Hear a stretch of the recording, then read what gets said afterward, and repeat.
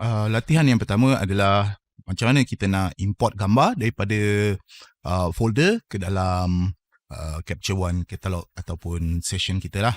Jadi saya sebenarnya lebih suka gunakan session. Saya tak suka gunakan katalog sebab katalog nanti bila kita dah tambah gambar, dia jadi terlalu besar dan saya susah nak backup.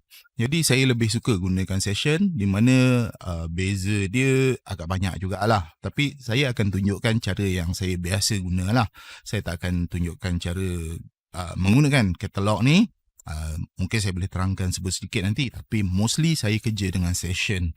Jadi untuk memulakan menggunakan Capture One ni, first kali kita kena buka Capture One dan kemudian klik pada file dan klik pada new session. Selalunya new session ni saya akan buka setiap kali saya ada customer lah dekat studio, ataupun bila saya dah balik daripada shooting kat luar, saya akan balik masuk dekat laptop dan buka Capture One, kemudian saya akan create new session menggunakan nama customer tu. Sebagai contoh, kali ni kita nak buat satu session tentang latihan. Jadi saya akan namakan session ni latihan Capture One. Jadi lokasi dia diletak pada location Sys User AD Studio Pictures. Jadi saya sentiasa menggunakan Pictures folder untuk store session saya, di mana drive C merupakan hadis saya yang paling laju lah. Jadi sebaiknya kalau kita nak kerja dengan satu session tu, kita kerja dengan hadis yang paling laju. Jadi hadis ni menggunakan SSD NVMe, jadi yang paling laju. Jadi logiknya kita gunakan hadis ni supaya bila kita kerja nanti dia laju. Kita boleh buka laju, kita boleh export laju, kita boleh proses dengan laju. Ini semua penting ya guys. Okay, so klik OK. Jadi bila dia dah kita dah create pada session tu, pada Capture One tu, session tu, kita akan dapat tengok dekat sini lah. Jadi kat sini saya dah clear item. Sebenarnya session saya ada banyak gila, tapi untuk ni kita dah ada session latihan Capture One. So kita boleh tukar-tukar lah session mana yang kita dah buat sebelum ni. Tapi untuk latihan ni kita akan kerja dengan session latihan Capture One sahaja. Dalam library panel, dalam Capture One ni, kalau kita perhatikan, dia ada session folder, ada capture, ada select, ada output, ada trash. Saya akan terangkan ni nanti bila kita dah sampai pada tutorialnya lah. Tapi untuk permulaan ni, apa yang saya nak tunjuk ialah after kita create session, kita terus je import gambar, di mana kita boleh klik pada import button ni, atau klik pada file, klik pada import image, mana-mana pun boleh. Okay, klik import image. Ni adalah folder lain, saya tak nak capture daripada folder ni. So bila dia dah keluar window atau dialog box import image ni, apa kita kena buat ialah kita klik klik pada capture ni, perkataan capture ni, dan choose, dan kemudian kat mana saya letak Okay, saya ingat saya letak dalam picture folder. Okay, latihan Capture One. Okay, ni file latihan. Jadi saya akan klik pada file latihan ni, review for import.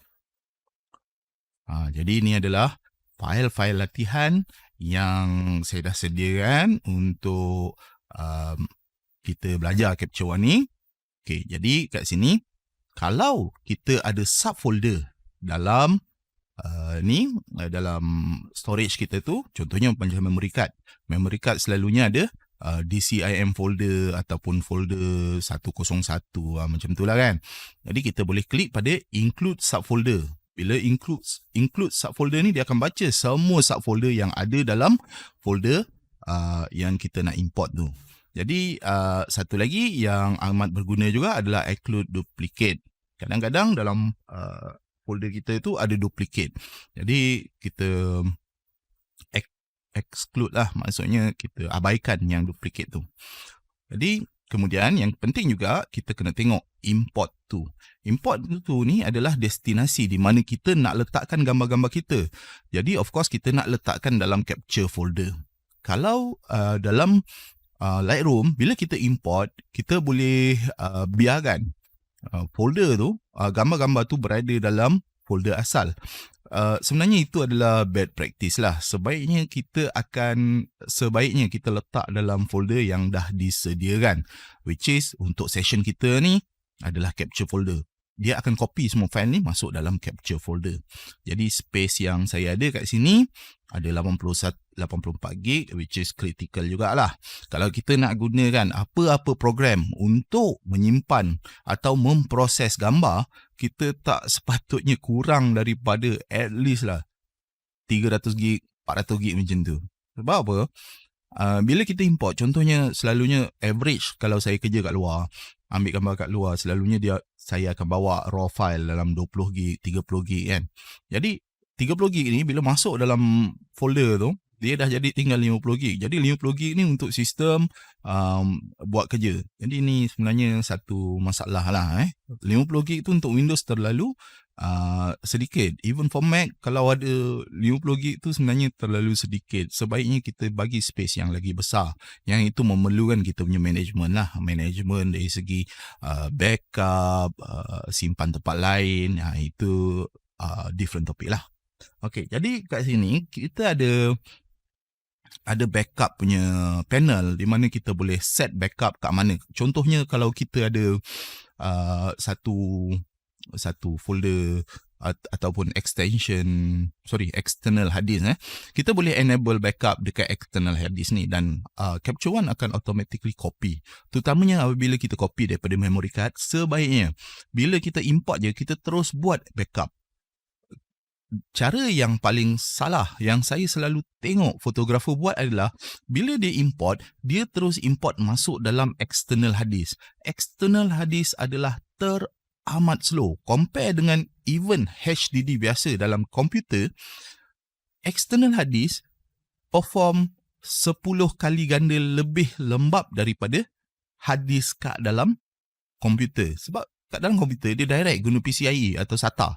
Jadi kalau gunakan external hard disk, dia terpaksa gunakan USB, which is USB tak pernah efficient. Dia tak boleh capai maksimum teori speed limit. Jadi sebaiknya kita kena letak dekat dalam komputer. Gunakan hard disk yang dalam komputer sebab masa tu berharga.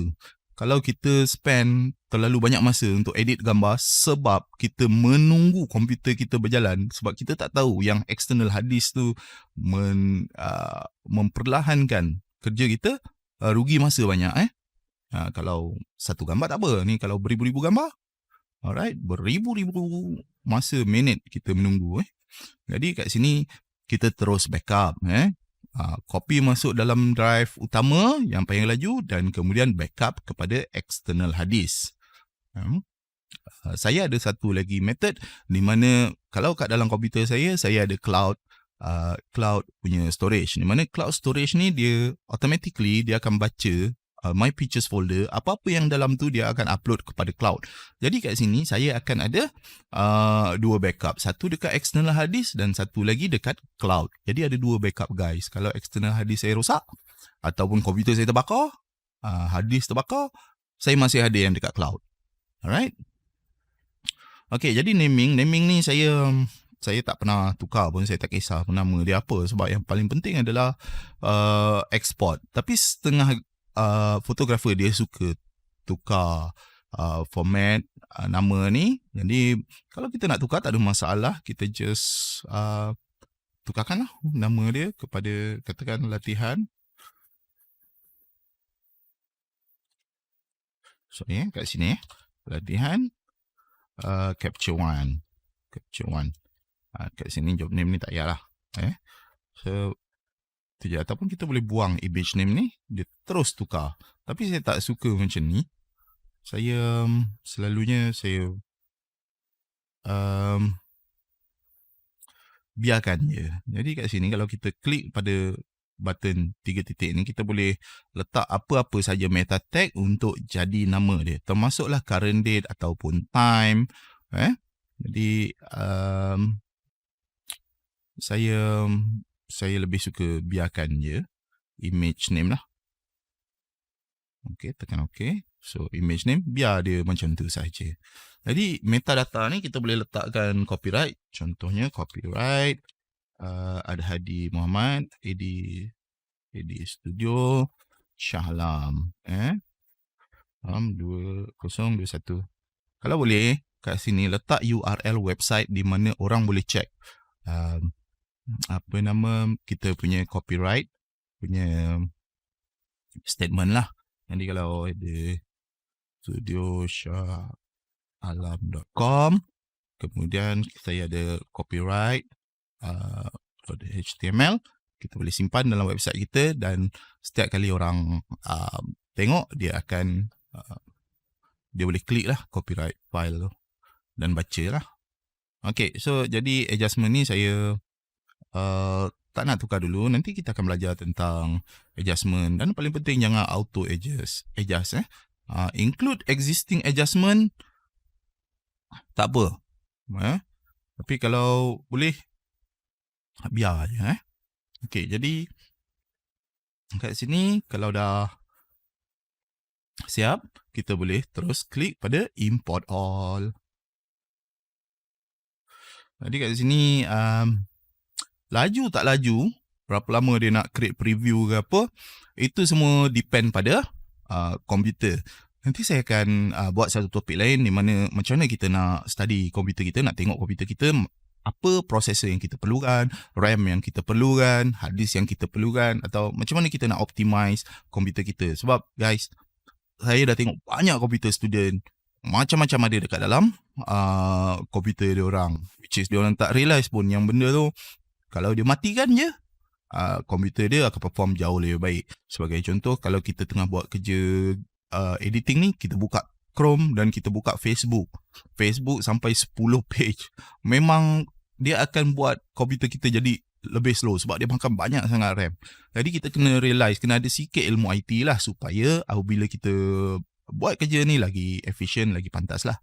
Jadi kat sini adalah gambar-gambar yang saya dah sediakan untuk tutorial, di mana salah satu syarat saya untuk anda belajar ialah anda tak boleh gunakan gambar ni sebagai promotional material. Sebab dulu sebelum ni bila saya buat video tutorial, ada yang gunakan gambar-gambar saya untuk promote business diorang. Jadi tak boleh guys.